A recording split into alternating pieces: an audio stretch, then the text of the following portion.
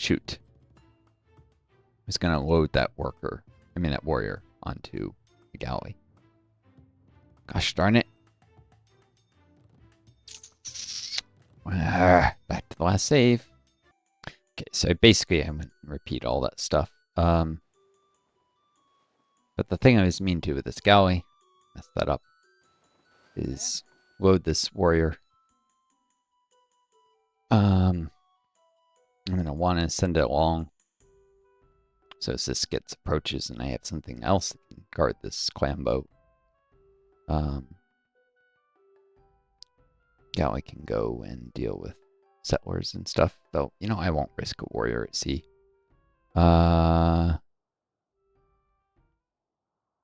Delete. I also trimmed a few of these notes. I can wait to unload the next turn in case no, there's no possible emergency where I need that warrior to cross over here. That'd be dumb. But yeah, the next lyric in that song, one of the reasons I dislike it and what I meant by punching down, I don't think did I say what the lyric? My friend the communist makes posters in his RV, but I can't afford his gas. So I'm stuck here watching TV. That's the part that's ridiculous. The idea that communists want you to pay for their stuff. Not unless like you're joining their organization of political influence. Obviously, if you're going around posting posters, someone might want you to chip in the gas to drive around doing that. But that's nothing to do with being. It's clearly it's just punching down. It's a cheap shot by some musician who thinks that they'd be worse off under leftism or doesn't understand that ideology more likely of socialism, of what even the Marxist-Leninists believe. I'm not a Marxist-Leninist, but the Marxist Democratic Socialists, but the Marxist-Leninists don't want you to quote pay for their stuff. What they want is for employers, bourgeois, the business owners, to pay for their own shit instead of having workers pay for their shit. That's pretty freaking different. That is, there not to be a class of people who siphon money off of workers and pay them less than the value they produce. And a criticism of the Soviet Union is it didn't even really fully achieve that because there was factory managers at the state-owned enterprises, which was most of the economy, with state-owned enterprises, and the managers were paid a wage that would amount to kind of a labor aristocracy wage at times, and almost siphoning off from the workers, and the workplaces are run at a profit still and do partial implementation of the labor minimum reforms. Watch my Crisis the Criminal Let's Play series. Labor minimum reforms come up prominently. They didn't exist for the whole history of the Soviet Union, but I think it was in the 60s, 70s, they reformed how they work state-owned enterprises, so they would pay the workers less than the value they produced, and put money into the state budget. And then that money would sometimes be used to keep taxes lower or to pay for social programs. It was also used for bureaucrats and government officials to enjoy a higher quality of living, and sometimes soldiers, generals, and such for their loyalty, creating a sort of aristocracy and repeating the mistake of capitalism of siphoning value off from the workers. Now, there's also another criticism of the Soviet Union is people had all this money but nothing to spend on. That is, even what the workers were paid, they often found they had nothing to spend their money on because there was not enough production of luxury and consumer goods. That was more of an economic strategy, had nothing to do with socialism itself. But the bureaucrats is why the Trotskyites claimed that the Soviet Union wasn't really socialist.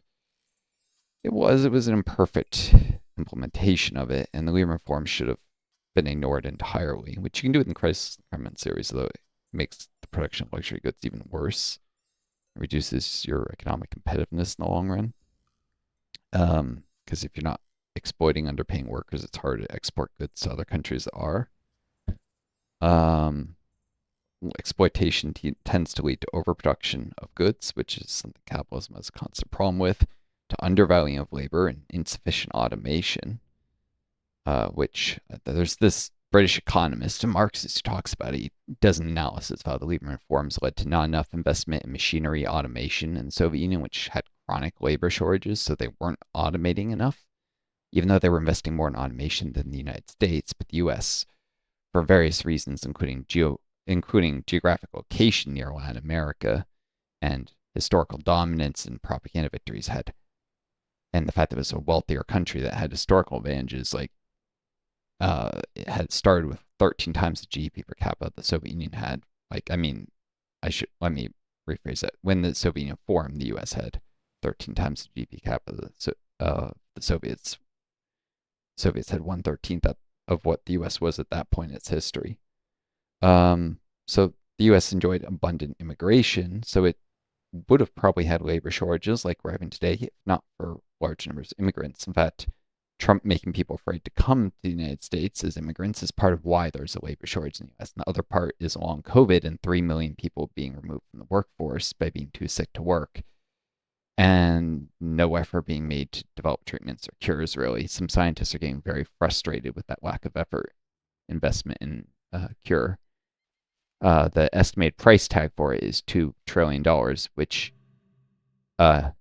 increasing immigration is much cheaper than that. But we're also actually trying to, well, not we, Trump, who I despise, is trying to kick immigrants out of the country. So he's actively creating a labor shortage, which will actually make wages go up.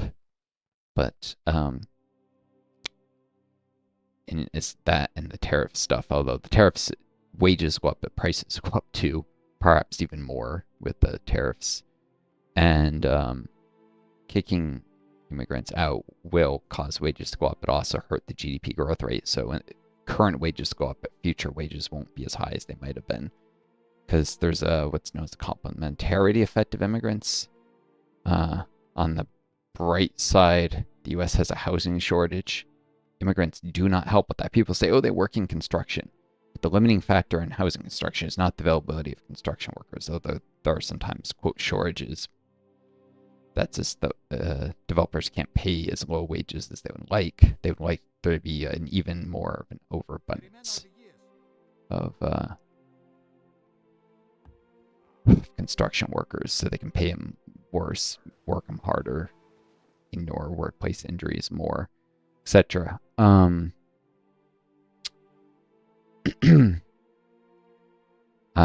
What limits housing available in the U.S. is that municipalities, so cities and towns, do not zone enough areas high enough density. It's all single-family housing zoning everywhere. They won't zone for apartment buildings.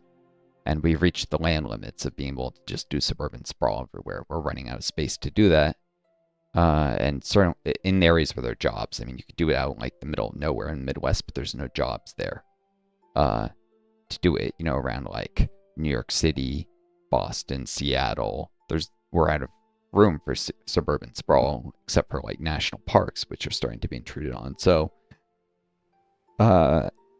bringing in immigrants will actually put more pressure on the housing supply. So what Trump is creating is he's creating a labor shortage,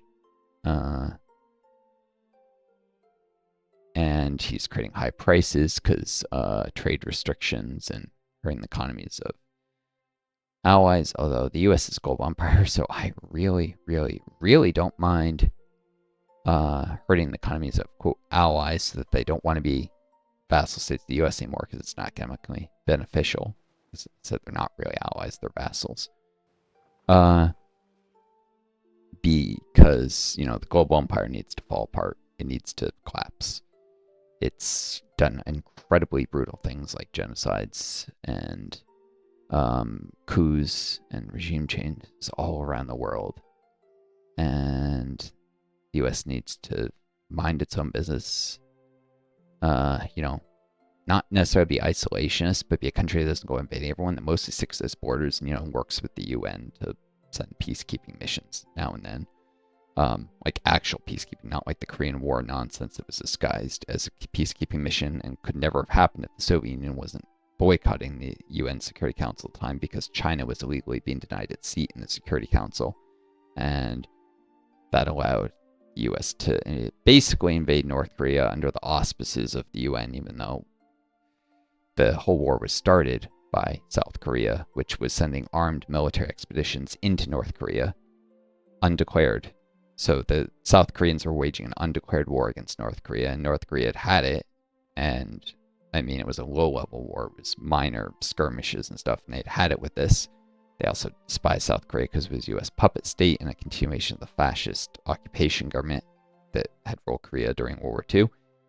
They had it. They said enough is enough. They declared war and they invaded, but South Koreans started, which is the thing they do not freaking teach you in U.S. history classes or world history classes in the U.S. That actually South Korea began the aggression and had some horrendously aggressive, saber-rattling rhetoric. It wasn't just their actions, their words were very violent, and they very much are the reason that the Korean War happened, and it should have never been a UN mission. It only was because the U.S. was cheating the People's Republic of China Security Council seat, arguing that Taiwan should hold the Security Council seat instead, refusing to seat China. And refusing to have, I think Taiwan was technically sitting there, which they had no right to. They'd lost their civil war. They were no longer China. They would represent a tiny island at that point.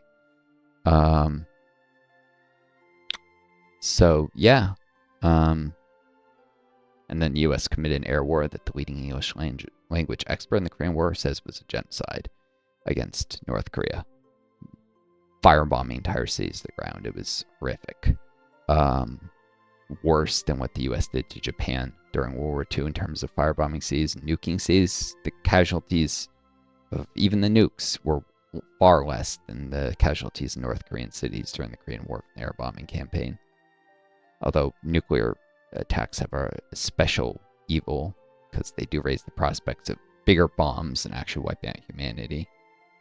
But in terms of casualty count, far more people died due to the napalm bombing. And I'm not minimizing the Japanese thing. I'm saying the Korean thing was truly horrific. I think that the Hiroshima and Nagasaki were indefensible crimes against humanity. And the fact we did even worse in Korea just shows you how horrible Korea was, and we should not have been doing that. We should not have been firebombing North Korea. But we did, and we got away with it. People who ordered that should have been stuck in The Hague. Give me a moment. Okay, well, enough of that ranting. Probably going to do a Hearts 4 campaign soon where the game encourages you to do war crimes and horrific things. It doesn't actually ever openly state you're doing them, but if you're not playing the Nazis, then at least you're not doing certain things that were unspeakable. But bombing a country just to reduce their war support, so basically like targeting civilians, you can essentially terror bomb countries in the game. It's just not openly stated that's what you're doing. That's an example, like just bombing the infrastructure of a country and the railroads and such. And what else? Resources. Whenever you just need to bomb something so the war support goes down. It's really, the purpose is to reduce war support, to reduce defensive bonuses for the country. That's terror bombing. You can do it in the game. That's horrific. I'll be probably critical of that and talking about how this is wrong. Maybe refrain from doing it because that game is a game where you can very much win just by careful micro without, but then I'll have to do more micro and bore you guys to tears. I don't know, commentary on historical events or I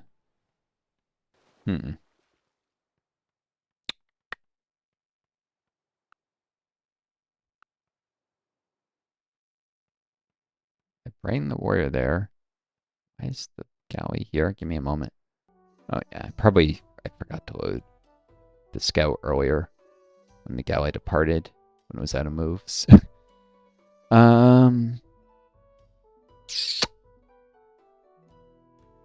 Let's see.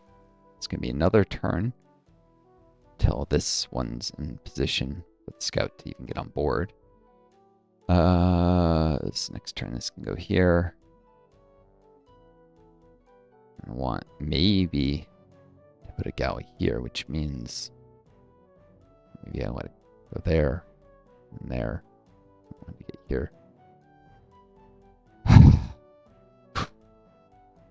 Yeah, I'll send this in this general direction. Probably explore most of what I need via land. I mean, via sea, and there actually are barbarian warriors popping around on this continent. In fact, I'll note this. Barb warrior T331. Because once it was visible, and I won't know it was there necessarily if I let this save up way later. And I guess I'll need a note scout to galley. So don't forget to load on the last galley through.